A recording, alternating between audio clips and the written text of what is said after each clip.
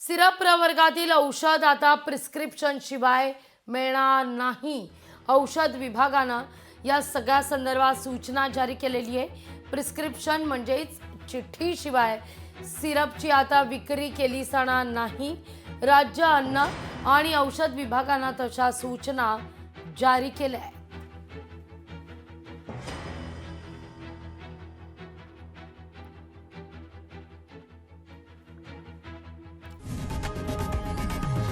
लोकशाही मराठी ऐका, पहा, जागरूक रहा.